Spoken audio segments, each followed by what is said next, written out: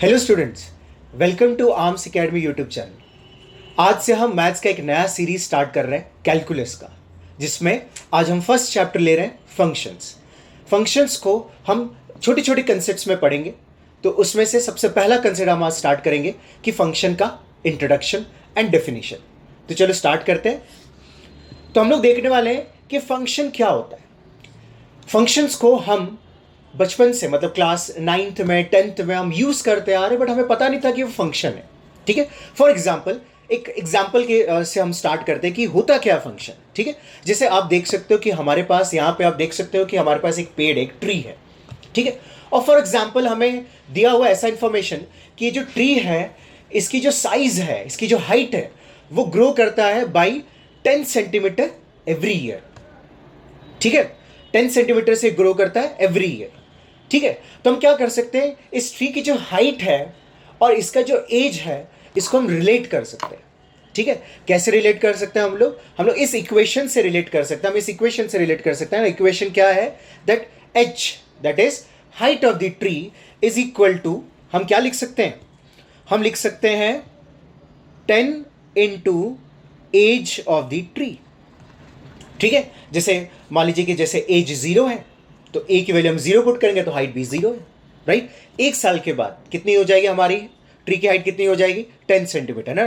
तो हम एज की वैल्यू क्या पुट करेंगे, ए की वैल्यू पुट करेंगे 1, तो हाइट हो जाएगा 10 इंटू 1, 10 सेंटीमीटर। 2 पुट करेंगे, मतलब हमें चाहिए कि हाइट आफ्टर 2 ईयर्स। राइट, तो हम ए की वैल्यू 2 पुट करेंगे तो 2 इंटू 10 कितना हो जाएगा, 20 सेंटीमीटर। राइट, तो यहां पे क्या हो रहा है कि हम हाइट एंड एज, हमारे पास क्या है, दो पैरामीटर्स है, हमारे पास क्या है, दो वेरिएबल्स है। इन दोनों को हम क्या कर रहे हैं, रिलेट कर रहे हैं।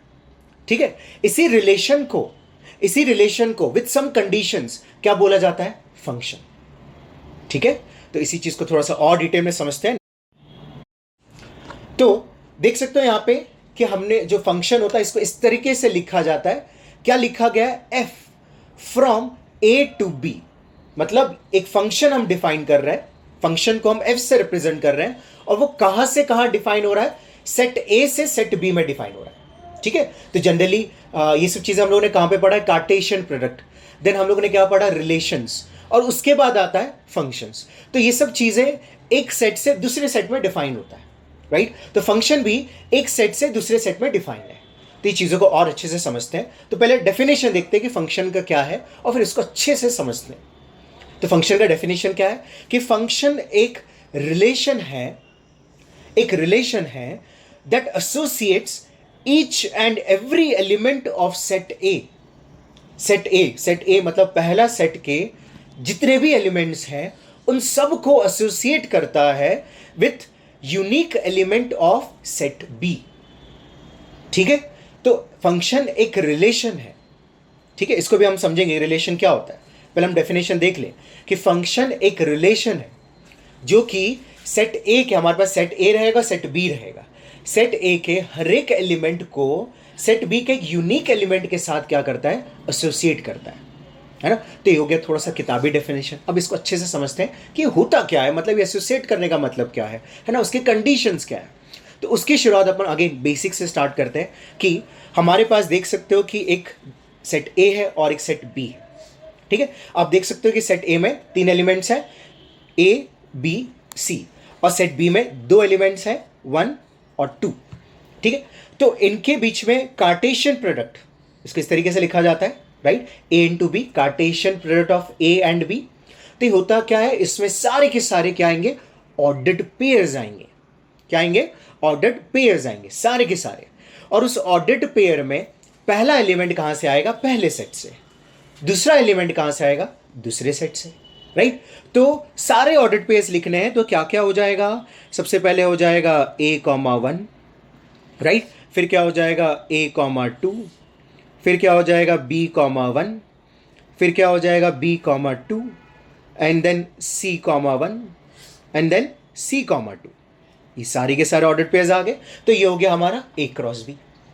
ठीक है, कितने एलिमेंट्स है इसमें 3, इसमें 2, तो ए क्रॉस बी में कितने एलिमेंट्स हैं आप लोग देख सकते हो, 6 एलिमेंट्स, 3 इंटू 2।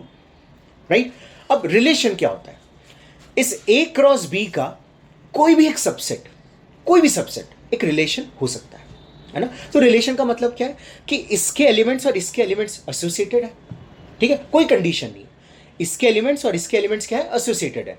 अब उसमें ऐसा हो सकता है कि खाली a, 1 है, मैंने क्या बोला कि इसके कोई भी सबसेट एक रिलेशन हो सकता है, राइट। तो हम बहुत सारे रिलेशन बना सकते हैं क्योंकि हमारे पास इसके a क्रॉस b में 6 एलिमेंट्स हैं, तो टोटल कितने रिलेशन बन सकते हैं a से b में, 2�6।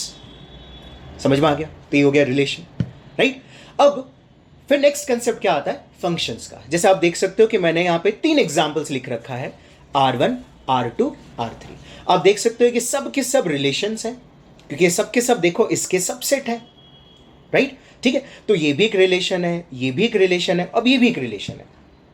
अब हमें देखना है कि इनमें से फंक्शन कौन है, ठीक है। हमने क्या पढ़ा, फंक्शन, फंक्शन खुद भी एक रिलेशन है, ठीक है, मतलब a से b में डिफाइन है, ठीक है ना। फिर उन्होंने क्या बोला कि each and every element of set a should be associated with unique element of set b।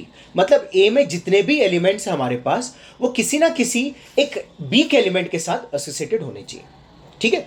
तो 2 कंडीशंस है कि a के सारे एलिमेंट्स होने चाहिए एसोसिएटेड, राइट। और दूसरा कंडीशन क्या है कि a का सपोज आप कोई भी एक एलिमेंट ले रहे हो तो b के किसी एक एलिमेंट के साथ एसोसिएटेड होना चाहिए, राइट। a का कोई एक एलिमेंट 2 के साथ या 3 के साथ एसोसिएटेड नहीं हो सकता है, राइट। तो हम फिर एग्जांपल्स देखें कि हमारे पास ये जो R1, R2, R3 है, जैसे आप देख सकते हो कि एक रिलेशन है बट ये फंक्शन नहीं है, ये फंक्शन नहीं है। क्यों नहीं है, बिकॉज सारे के सारे जो सेट ए के एलिमेंट्स है क्या वो सबके साथ एसोसिएटेड है, जी नहीं। आप देख सकते हो सी किसी के साथ एसोसिएटेड नहीं है, प्लस ए जो है 2 के साथ एसोसिएटेड है, A1 के साथ भी एसोसिएटेड है, A2 के साथ भी एसोसिएटेड है, ऐसा नहीं चलेगा। तो ये रिलेशन है बट फंक्शन नहीं है, ठीक है। नेक्स्ट जैसे हम R2 देखें, ये रिलेशन A2 के साथ एसोसिएटेड है, B1 के साथ एसोसिएटेड है, C2 के साथ एसोसिएटेड है, A के सारे एलिमेंट्स किसी ना किसी एक एलिमेंट के साथ, यूनिक एलिमेंट के साथ एसोसिएटेड है, यहां पे ऐसा हो रहा है। R3 देखें, अगेन C किसी के साथ एसोसिएटेड नहीं है, तो ये भी रिलेशन है बट फंक्शन नहीं है ना। तो ये वाला जो रिलेशन है R2, ये फंक्शन है। तो फंक्शन का डेफिनेशन क्लियर है, दैट ए के जितने भी एलिमेंट्स हैं, ईच एंड एवरी एलिमेंट, वो बी के किसी ना किसी एक एलिमेंट के साथ क्या होने चाहिए, यूनिक एलिमेंट के साथ क्या होना चाहिए, एसोसिएटेड होना चाहिए, तब उसको हम क्या बोलेंगे, फंक्शन बोलेंगे, राइट, ठीक है।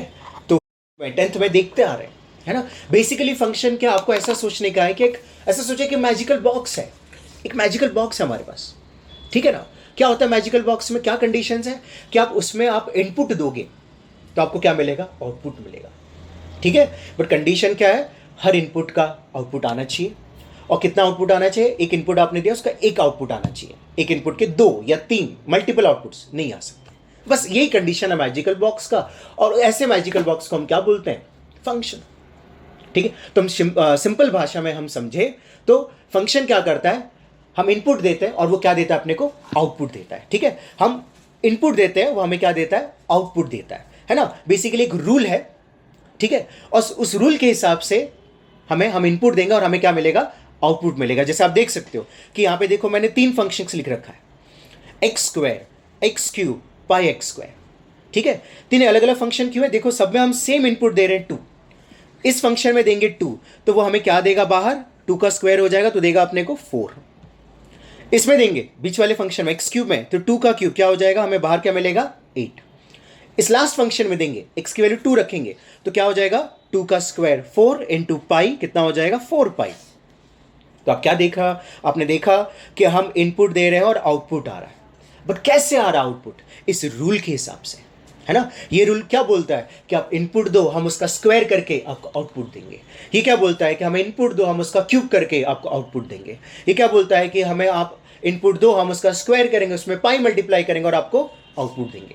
तो ये सब आउटपुट्स कैसे आ रहा है, ये रूल के हिसाब से आ रहा है, और ऐसे रूल्स को क्या बोलते हैं हम लोग, फंक्शंस, ठीक है। तो this is what is introduction of functions. I hope बच्चे आप लोगों को फंक्शंस अच्छे से क्लियर हुआ होगा। इसके आगे हम और कंटिन्यू करेंगे कि नेक्स्ट टॉपिक्स, नेक्स्ट कंसेप्ट जो है इसको कंटिन्यू करेंगे। तो इसी तरीके से आप इस चैनल के साथ, आर्म्स एकेडमी चैनल के साथ जुड़े रहिए, क्योंकि आर्म्स है तो फंडा क्लियर है। Thank you.